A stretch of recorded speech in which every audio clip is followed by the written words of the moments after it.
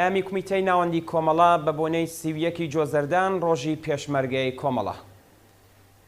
مێژووی خەباتی ماندووی نەناسانەی هێزی پێشمەرگەی کۆمەڵە، مێژووی خەبات و خۆڕاگری و مێژووی بزوتنەوەی شۆڕشگێڕانەی خەڵکی کوردستانە. 44 ساڵ لەمەوبەر بەردی بناغەی هێزی پێشمەرگەی کۆمەڵە لە بارودۆخێکدا دانرا کە کۆمەڵگای ئێران لە بەردەم وەرچەرخان و گۆڕانکاریەکی مێژوویدا بوو. لەلایەکەوە کۆمەڵانی خەڵک با شۆڕشێکی جەماوەری لە چنگ دەسەڵاتی دیکتاتۆری پاشایەتی ڕزگاریان بوو و دەرفەتێکیان بۆ ڕەخسا تا هەناسەیەک بە ئازادی هەڵبکێشن و لەلایەکی دیکەشەوە ترسی زاڵبوونی ڕژیمێکی لە ڕاددەبەدەر کۆنەپەرست و دژمنی ئازادی کە خۆی ئامادە دەکرد بۆ بەدەستەوەگرتنی دەسەڵات کۆمەڵگەی ئێرانی داگرت بوو. ڕەوتی ئیسلامی ئەرکی بێدەنگکردنی دەنگی شۆڕشی ئێرانی لە ئەستۆ گرت بوو و لە هەموو گۆشەیەکی ئێران پرۆسەی سەرکوتکردنی خەباتی ڕزگاری خوازانەی کۆمەڵانی خەڵکی بەرەو پێش برد. بەڵام لە کوردستان دۆخەکە جیاواز بوو. لاوازی ڕەوتی ئیسلامی و کاریگەری سیاسەت و هزری چەپ و ڕادیکاڵ و نائاینی لە نێو خەڵکدا و هەروەها بوونی حیزبە سیاسیەکان و هێتت بە شێوەیەکی گشتی هاوسەنگیەکی جیاوازی هێزیان دروست کرد بوو. کرێکارانی چەوساوە خوازیاری ژیانێکی باشتر بوون. زەحمەتکێشانی گوند کە لە ژێر کۆت و بەندەکانی پاشماوەی سیستمی کۆنی ئاغا و دەرەبەگایەتی ڕزگاریان بوو، ژنانی تینووی مافی یەکسان و ئەو جەماوەرە خەڵکەی کە نەیاندەویست چیتر باری ستەمی نەتەوەیی لە سەرشانیان قورسایی بکات، سەرجەم ئەو ویست و ئاوات و ئامانجانە لە بزوتنەوەیەکی بەرخۆدانی جەماوەریدا خۆی نیشاندا. بزوتنەوەیەک کە خۆی ئامادە دەکرد بۆ ڕوبەڕووبوونەوەی ئەو ڕژیمە تازە بەدەسەڵات گەشتووەی کە هەڕەشە بوو بۆ سەردەستکەوتەکانی شۆڕشی کۆمەڵانی ئازادی خواست. سەرەتا کۆنەپەرستانی ناوخۆیی و پاشماوەی سیستمی ڕزیوی دەرەبەگایەتی هەوڵیاندا بە پشتبەستن بە حکوومەتی ناوەندی پێگەی لە دەستچووی خۆیان سەر لەنوێ بەدەستپێننەوە. بۆ ئەم مەبەستەش دەستیان کردبوو بە دروستکردنی باندی چەکداری و هەڕەشیان لە زەحمەتکێشانی گوندەکان دەکرد.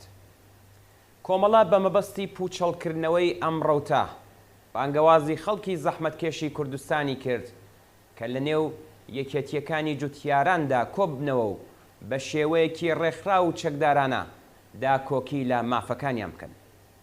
هاوکات لەگەڵ نزیک بوونەوەی کاتی هێرشی ڕژیم بۆ سەر کوردستان، ناوەندەکانی مەشق و بارهێنانی نظامی کۆمەڵە لە باکوور و باشووری کوردستان بۆ ئامادەکردن و پەروەردەکردنی کادر بۆ هێزی پێشمەرگەی کۆمەڵە دامەزران.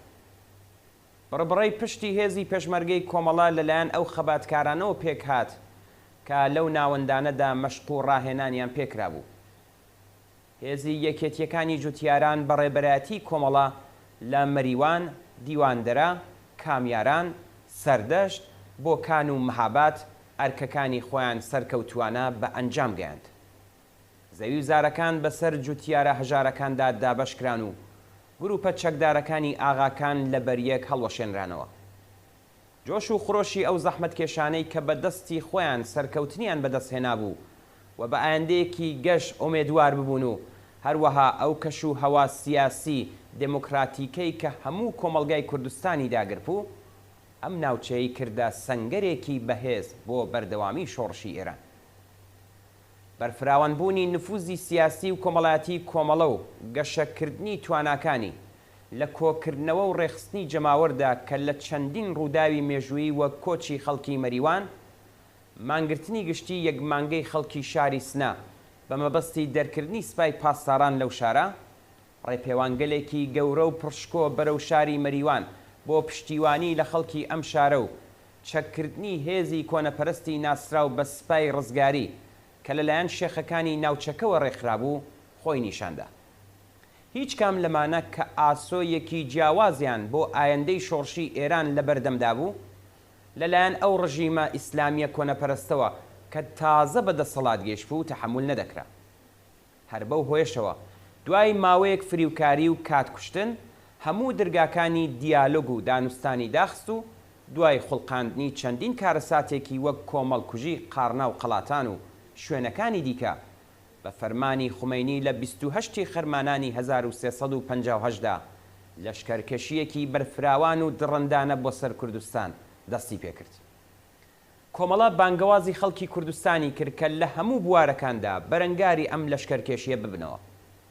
خەڵکی کوردستان بە گەرم و گوڕی پێشوازیان لەو بانگەوازە کرد و مێژووی پڕ لە هەوراز و نشێ و پڕ لە وانە و ئەزمموی 44 ساڵی ڕابردوویان خوڵقان.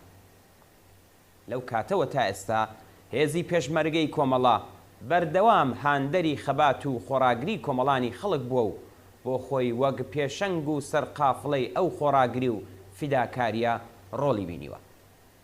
هێزی پێشمەرگەی کۆمەڵە لە ماوەی بوونی خۆی لە مەیدانی خەباتی سیاسی و چەکداری لە دژی چەوسانەوە و سەرکوتگەریەکانی حکوومەتی ناوەندی و داکۆکیکردن لە مافە سەرەتاییەکانی خەڵکی زەحمەتکێش لە کۆمەڵگای کوردستاندا بە چەندین هەوراز و نشێودا تێپەڕیوە و کۆمەڵێک نەریتی بە نرخی لەم کۆمەلگایەدا جێخستووە. پێشمەرگەی کۆمەڵە نەک هەر خەباتکارێکی ئازا و خۆنەویست بووە لە مەیدانەکانی شەڕدا، بەڵکو لە هەمان کاتدا ڕێکخەر و لایەنگرێکی شێلگیری خەباتی کۆمەڵانی خەڵکی زەحمەتکێشە لە پێناو گەیشتن بە ژیانێکی باشتردا. بەبێ دوودڵی و ڕاڕایی لە بەرامبەر نەریت و کولتورە دواکەوتوەکاندا وەستاوەتەوە و بانگەشەکار و پەرەپێدەری کولتورێکی پێشکەوتن خوازانە و ئینسانی تر بووە. هێزی پێشمەرگەی کۆمەڵە نەک هەر حەماسە خوڵقێنی مەیدانی نەبەرد، بەڵکو لە هەمان کاتدا ئاڵا هەڵگری یەکسانی نێوان ژن و پیاو بووە. هێزی پێشمەرگەی کۆمەڵە لە هەر کوێیەک بوو بێت گەلێک یادگاری بە نرخی لە بوارە کۆمەڵایەتیەکاندا بۆ باشترکردنی باری گوزەرانی خەڵک بەجێهێشتووە. هێزی پێشمەرگەی کۆمەڵە لە هەر شوێنێک بوو بێت تۆی هوشیاری چاندووە و ئاسۆی سۆسیالیزمی بەڕووی کۆمەڵانی خەڵکی چەوساوە و زەحمەتکێشدا کردوێتەوە. بەم هۆکارانە بوو کە هێزی پێشمەرگەی کۆمەڵە زۆر زوو بوو بە یەکێک لە کۆڵەکە بەهێزەکانی بەرخۆدانێکی بەربڵاوی کۆمەڵایەتی. خۆراگرێکی کە لە ئاکامدا خەڵکی کوردستان سەریان بۆ ڕژیمی کۆماری ئیسلامیدا نەنواند و پێشمەرگەی کۆمەڵە بەهۆی مانەوە و پێداگری لەم سەنگەری خۆراگری و بەرخۆدانەدا بوو کە لە ناو دڵی کۆمەڵانی خەڵکی کوردستاندا جێگای خۆی کردەوە. هێزی پێشمەرگەی کۆمەڵە نەک هەر جەماوەری کرێکار و زەحمەتکێش بێ ئەرگ ناکات و لە چاوەڕوانی سەرکەوتنە نزامیەکانی خۆیدا ڕاناگرێت، بەڵکو متمانە بەخۆبوون و پشتبەستنیان بە هێزی خۆیان پتەوتر دەکات. ئاسۆی هێزی پێشمەرگەی کۆمەڵە بۆ ڕزگاری خەڵکی زەحمەتکێش شۆڕشە، شۆڕشێک کە هێزی بزوێنەرەکەی لە کرێکاران و زەحمەتکێشان پێک دێت. شۆڕشێکی لەم شێوەیە نەک سەرچاوە گرتوو لە ئیرادەی ئێمە، بەڵکو پشت ئەستورە بە واقعیە بنەڕەتیە ئابووری و کۆمەڵایەتیەکان.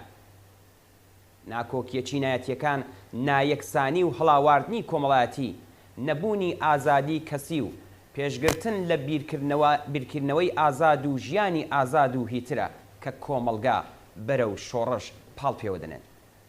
شۆڕش بە واتای گواستنەوەی دەسەڵاتی سیاسی لە کەمینەیەکی بچووکەوە بۆ زۆرینەی بەرهەمهێنەرانی سەروەت و سامان و نیعمەتەکانی کۆمەلگا، ئەمەش بە واتای خوڵقاندنی گۆڕانکاریەکی بنەڕەتی ئابووری و کۆمەڵایەتی لە ژیانی خەڵکدا دێت. هێزی پێشمەرگەی کۆمەڵە بەش بە حاڵی خۆی هەوڵ دەدات هاوسەنگی هێز بە قازانجی بەرەی کۆمەڵانی خەڵکی کرێکار و زەحمەتکێش بگۆڕێت و هەلومەرجی شۆڕش و ڕاپەڕینی جەماوەری نزیکتر بکاتەوە. لە ئەنجامی چالاکیەکانی ئەم هێزە سەرکەوتنی کۆتایی لە خەبات بۆ بەدیهێنانی ئامانجەکانی خەڵکی کوردستان و دەستەبەرکردنی ئازادی و مافی چارەی خۆنووسین بە شێوەیەکی ئاسانتر و زیانێکی کەمتر مسەوەگر دەبێت. خەڵکی کوردستان بە پشتیوانیکردن لەم هێزە و بەشداریکردن لە چالاکیەکانیدا لە ڕاستیدا بەرگریان لە کەرامەتی ئینسانی خۆیان کردووە. هەزاران کەس بەشێک لە باشترین ساڵەکانی تەمەنیان لە ڕیزەکانی ئەم هێزەدا بەسەر بردووە و بە حەق شانازی بەڕابردووی خۆیانەوە دەکەن. ژمارەیەکی زۆر ئینسانی کۆمونیست و کەسایەتی خۆشناو و ناسراوی خەڵکی کوردستان کە ئاواتی ڕزگاربوونی خەڵک لە ستەم و چەوسانەوە و کاری کرێگرتیان لە دڵدا بوو، لە ڕیزەکانی ئەم هێزەدا گیانیان بەخت کرد.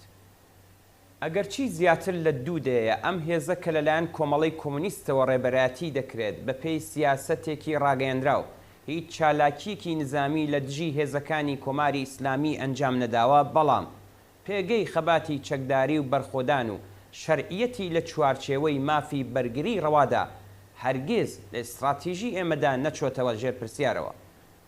واقعیەت ئەوەیە کە خەباتی چەکداری بە لەشکەرکەشی هێزەکانی ڕژیمی ئیسلامی بەسەر خەڵکی کوردستاندا سەپێنرا.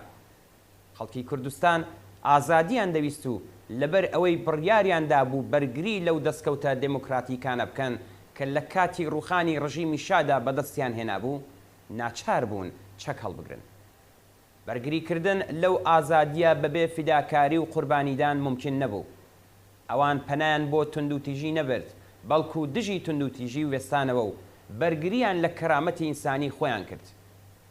کاتێک پاشەکشیان بە هێزەکانی ڕژیم کرد و جارێکی دیکە کوردستانیان لە ژێر دەسەڵاتی ڕژیمی سەرکوتگەر ڕزگار کرد، لە زۆر شوێنی کوردستان نمونە گەلێکی بە نرخیان لە شێوازی ژیانی مەدەنی و هەروەها کەش و هەوای دموکراتیک ئەزمون کرد.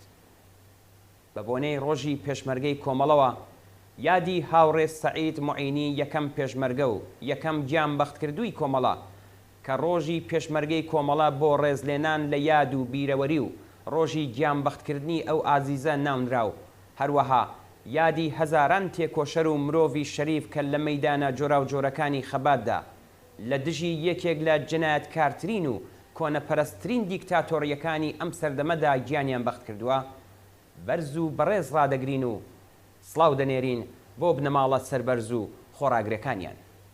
کویتەی ناوەندی کۆمەڵا 29 جۆزەردانی 1402 هەتای.